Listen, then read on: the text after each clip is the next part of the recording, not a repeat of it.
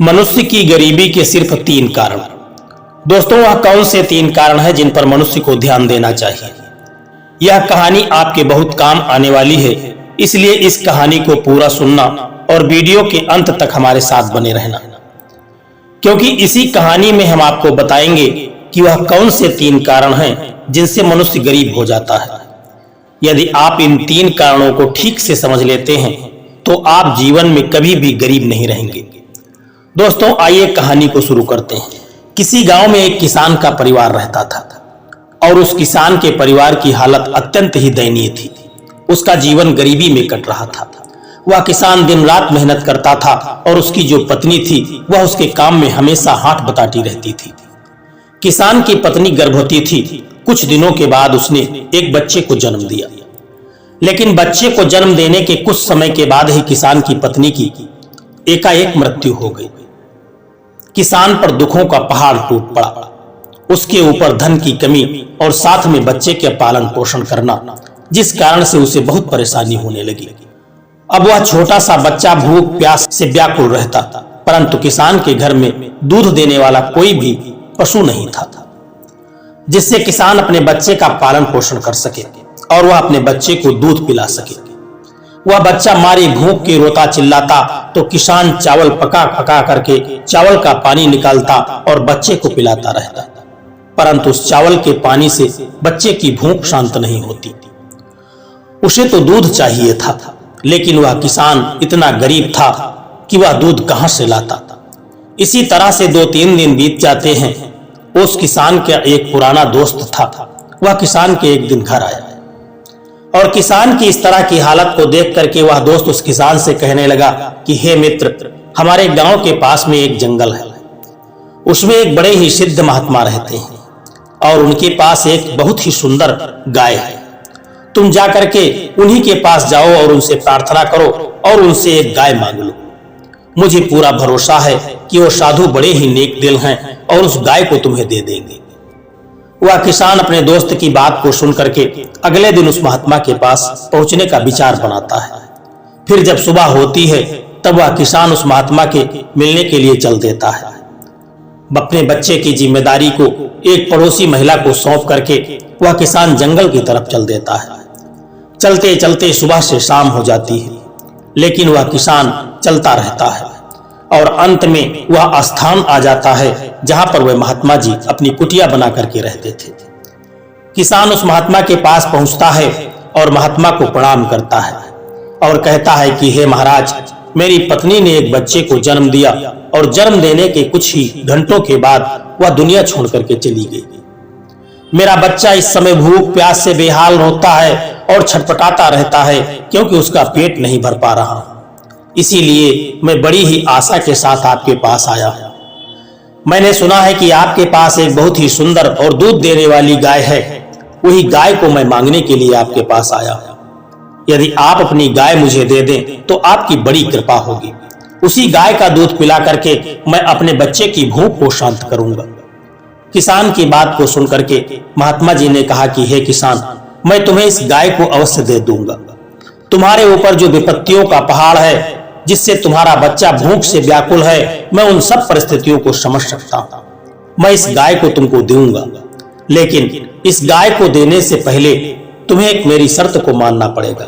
तुम इस गाय को अपने पास ले जाकर के इसके खाने पीने और रहने का पूरा ध्यान रखोगे और समय समय पर चारा पानी का प्रबंध करते रहोगे और सुबह अपने भोजन करने से पहले ही एक रोटी गाय को खिला करके तब तुम खाओगे, क्योंकि जहां गाय माता जाती है उनके पीछे पीछे सिद्धि के देवता और भाग्य के विधाता भी आ जाते हैं। इस गाय को ले जाने के बाद तुम इसकी सेवा करोगे और अपने भोजन करने से पहले इसे नित्य एक रोटी खिलाओगे और इसे स्वच्छ जगह पर रखोगे। तब तुम्हारे घर में धन की किसी प्रकार की कोई कमी नहीं होगी। मेरी एक बात कि तुम हमेशा ध्यान रखना कि जब तुम्हारी जरूरतें पूरी हो जाएं और तुम इस गाय का लाभ उठा लो तो इस गाय को दूध देना जब यह बंद कर देगी तब इस गाय को मत छोड़ना, अन्यथा तुम फिर से दरिद्र हो जाओगे। इतनी बात मेरी हमेशा याद रखना। किसान ने कहा, महाराज, मैं इन सब बातों का पूरी तरह से ख्याल करूंगा। आप मुझे कृपा करके बताइए कि इसके बदले मुझे आप क्या लेंगे। महात्मा ने किसान की बात सुनी तो महात्मा ने कहा कि मैं तुमसे कुछ नहीं लूंगा, मैं तुम्हें इस गाय को ऐसे ही दे दूंगा। मैं तुमसे कुछ लेकर के क्या करूंगा? मैं एक तो सिद्ध सन्यासी हूं, मुझे धन दौलत की कोई चाह नहीं और ना ही इसकी कोई मुझे आवश्यकता है। इस बात को सुनते ही किसान महात्मा के चरणों में गिर पड़ा और उस गाय को लेकर के अपने घर की तरफ चल दिया।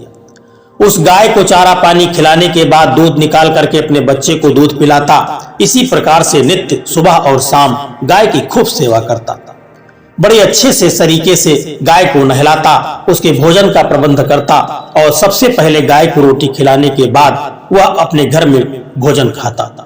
किसान का लड़का धीरे धीरे बड़ा होने लगा और साथ ही वह किसान भी उस गांव का सबसे धनवान व्यक्ति बन गया और इसी तरह से किसान का जीवन बड़े ही अच्छे तरीके से गुजर रहा था।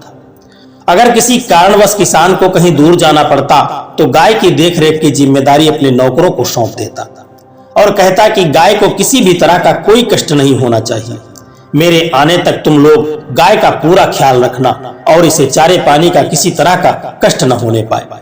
इतना कहने के बाद किसान अपने घर से चला जाता और लौट कर आने के बाद फिर से गाय माता की सेवा में स्वयं लग जाता था। कुछ समय के बाद एक दिन अचानक गाय ने दूध देना बंद कर दिया। किसान ने सोचा कि हो सकता है किसी कारण से गाय ने आज दूध नहीं दिया होगा, लेकिन अगले दिन वह फिर से दूध देगी।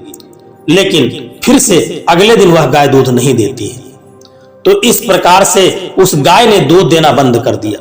धीरे धीरे किसान का मन गाय की तरफ से हटने लगा। अब किसान ने गाय पर बिल्कुल ध्यान देना बंद कर दिया। पहले तो वह गाय के पास आता, उसे चारा खिलाया करता था, उसे नहलाया करता था, उसे सहलाया करता था, लेकिन अब वह गाय को देखना भी बंद कर दिया था। गाय को पानी पिलाया है या कि नहीं, चारा खिलाया है या नहीं, गाय कैसी है, स्वस्थ है, उसको नहलाया है कि नहीं, इसका कोई मतलब नहीं रहता था। उसके इस व्यवहार के कारण वह गाय बहुत ही कमजोर हो चुकी थी।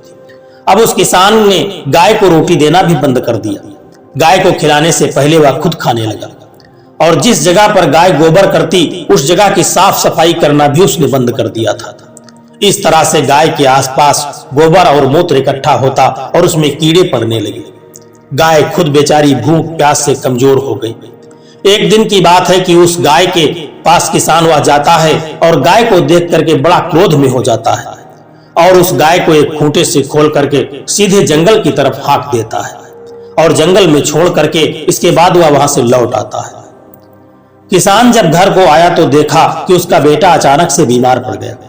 वह अपने बेटे को एक बड़े डॉक्टर के पास लेकर के गया और कहने लगा कि डॉक्टर साहब, मेरे बेटे को किसी भी तरह से आप ठीक कर दीजिए, आपको जितना भी धन चाहिए वह मैं देने के लिए तैयार हूं। डॉक्टर ने कहा ठीक है और इलाज करना शुरू कर दिया, लेकिन कितना भी इलाज करने के बाद भी उस लड़के की स्थिति में कोई सुधार नहीं हुआ। तब उस डॉक्टर ने कहा कि मुझे और धन की आवश्यकता होगी, यहाँ इस गांव में इस लड़के को ठीक नहीं किया जा सकता, इसके लिए तुम्हें लड़के को शहर ले जाना होगा, वहां हर तरह की व्यवस्था रहती है, अधिक धन खर्च होगा लेकिन तुम्हारा बेटा ठीक हो जाएगा।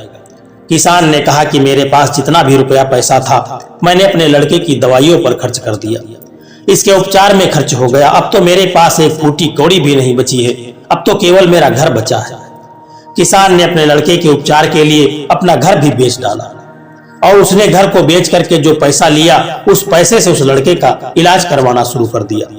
कुछ समय के बाद किसान का बेटा जब स्वस्थ हो गया और किसान अपने लड़के को लेकर के वापस अपने गांव में आ गया और जब वह वापस आता है तो उसका घर भी नहीं रहता है, वह अपने लड़के को लेकर के पुरानी झोपड़ी में रहने लगता है और वहीं पर फूट फूट कर रोने लगता है। किसान विचार करता है कि यह सब मेरी ही गलती के कारण हुआ है, यह सब मेरे ही कर्मों का फल है, मैंने ही साधु महात्मा की बातों पर किसी तरह का ध्यान नहीं दिया और गाय पर मैंने अत्याचार किया है, उसकी देख रेख तक नहीं की, उसके चारे की व्यवस्था भी नहीं की, इसी कारण से मेरे साथ ऐसा हुआ है। जब तक वह गाय दूध देती रही मैंने उसकी सेवा की, इसके बाद मैंने उसकी सेवा करना बंद कर दिया और उसे असहाय छोड़ दिया। इस तरह से किसान सोचता और रोने लगता। फिर अपनी गाय को ढूंढने के लिए जंगल में निकल जाता है। जंगल में कुछ देर चलने के बाद उसे अपनी वही गाय दिखाई देती है जिसे उसने छोड़ करके भगा दिया था। किसान गाय के पास पहुंचता है और किसान अपनी गाय के पैरों में गिर करके रोने लगता है, माफी मांगने लगता है और हाथ जोड़ करके विनती करने लगता है, गिड़गिड़ाने लगता है। कहता है कि हे गाय माता, मैं आपका अपराधी हूं, मैं आपका ख्याल बिल्कुल नहीं रख सका। आपको खूंटे से जकड़ करके बांधा, चारा पानी के लिए मैंने तुमको भूखा रखा और तुमको तरसाया। मैंने आपके स्थान से मलमूत्र की सफाई भी नहीं की, वहां पर कीड़े पड़ गए। मेरी ही गलती के कारण आप इतनी कमजोर हो गई हैं। हे गाय माता, आप मुझे माफ कर दीजिए और मेरे साथ वापस मेरे घर चलिए। तब गाय माता कहती है कि हे किसान, अगर ऐसी बात है और तुम्हें तुम्हारी गलती पर पश्चाताप हो रहा है तो तुम हमेशा मेरी 3 बातों का ध्यान रखना। मैं तुम्हें ऐसी 3 बातें बताती हूं जिन्हें तुम हमेशा याद रखोगे तो तुम्हारी जिंदगी में कभी भी धन की कमी नहीं होगी और तुम अपने जीवन में हमेशा उन्नति के मार्ग पर आगे बढ़ते रहोगे। मेरी पहली बात है, ध्यान से सुनना। अपने दोस्त और अन्य किसी व्यक्ति के साथ कभी भी जिंदगी में छल मत करना, क्योंकि जो व्यक्ति अपने मित्र और अपने सगे संबंधियों के साथ छल कपट करता है, जो आदमी धोखा करता है, वह जिंदगी में कभी भी सुखी नहीं रह सकता, वह जीवन भर दुखी ही रहता है।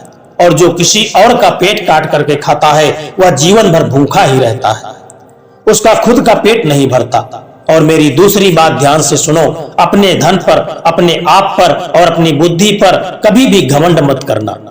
अपने धन, बुद्धि और खुद पर घमंड करने वाले व्यक्ति में अहंकार और बहुत सारे विकार उत्पन्न हो जाते हैं, उसके पतन का वही कारण बन जाते हैं। हे किसान, समय कभी एक समान नहीं रहता, वक्त हमेशा बदलता रहता है। यदि किसी का बुरा वक्त आया है तो अच्छा आता है। तुमने अपने आप पर और अपने धन पर बहुत ही अभिमान किया, यही तुम्हारी सबसे बड़ी भूल थी, तुम्हारी बहुत बड़ी कमी थी, क्योंकि कल क्या हो जाए कोई नहीं जानता। समय बड़ा बलवान है, समय अच्छे अच्छे धुरंधरों को धूल चटा देता है। इसलिए अपने धन पर कभी भी घमंड मत करना कि मेरे पास धन है तो मैं कुछ भी कर सकता हूं। धन के साथ तुम्हारे अंदर अहंकार भी आ जाएगा और वही अहंकार तुम्हारे पतन का कारण बनेगा और तुम्हारे सोचने समझने की क्षमता को नष्ट कर देगा। मेरी तीसरी बात ध्यान से सुनना, अपने घर की कोई भी सलाह किसी बाहरी व्यक्ति से नहीं लेना चाहिए। अगर घर में आपके बड़े बुजुर्ग जैसे आपके माता पिता मौजूद हैं तो उनकी मौजूदगी में आप उन्हें नजरअंदाज करके किसी और से सलाह लेते हैं तो भी आपका काम कभी सफल नहीं होगा। वह व्यक्ति आपके काम को बढ़ाने के बजाय आपके काम को बिगाड़ने में लगा रहेगा और आपको सही राय नहीं देगा। इसलिए अपने बड़ों और अपने माता पिता से किसी भी कार्य के बारे में राय जरूर लेना चाहिए।